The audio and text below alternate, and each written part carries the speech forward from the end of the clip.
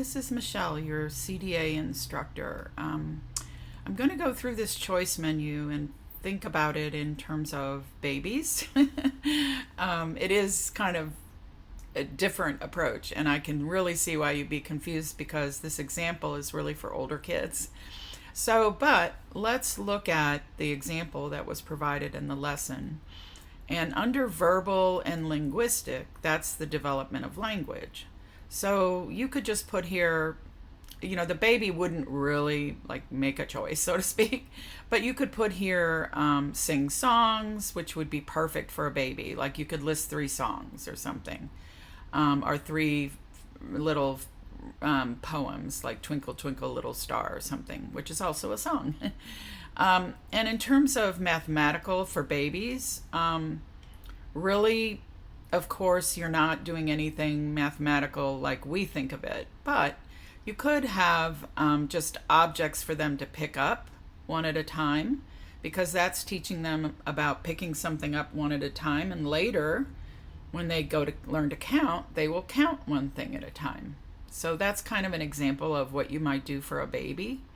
You're not really thinking of it as math in the way we think of things, or even logical thought could be just letting them stack cups or something, or seeing what they do with a cup. If you put about 4 or 5 cups out, what would they do with it? So you're just letting them use their thinking skills. And with visual spatial, basically anything they're doing in the room on the floor, and maybe playing peekaboo, anything where you're doing something with their vision or in the space they're in.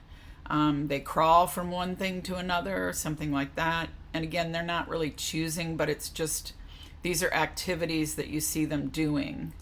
And interpersonal is your relationship with them.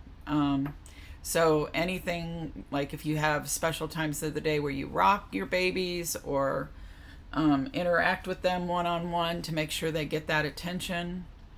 For their bodily kinesthetic, they're all bodily kinesthetic. So basically everything they're doing is developing those skills. So you can just put on there all the different movement things that you're seeing them do, like pulling up or reaching for things if they're really young, and eventually crawling, that type of thing. And musical, rhythmic, could just be that you let them beat on a box or on a table or something like that. Where they just can hit something, which they love to do. The naturalist is basically anything you would do with them in the outdoors. You can take them outside for fresh air, and I know you guys do that. And maybe you would have a little a flower in your classroom for them to see. Just anything you're doing where you're bringing the natural world to them. Water is part of the natural world. And intrapersonal is more about, yourself and what you're observing about yourself. And really, this is all babies do, but they don't really think about themselves. And so I would say just that when you say to a baby, oh, you picked up the ball or something like that, you're giving them a reflection of themselves. So you're providing them with that reflection of themselves, because they're not able to do that. They can't reflect on things about themselves yet. So I hope this is helpful. It's really tough. It's a really good question, and you showed a lot of good insight just by asking it. So I hope that helps. Like visual spatial, bubbles are visual spatial. Just think of the everyday things you already do with these babies and see if you can figure out where they might fit here. You can't really do it wrong with babies because it's all really woven together. And again, you can offer babies choices as they get older.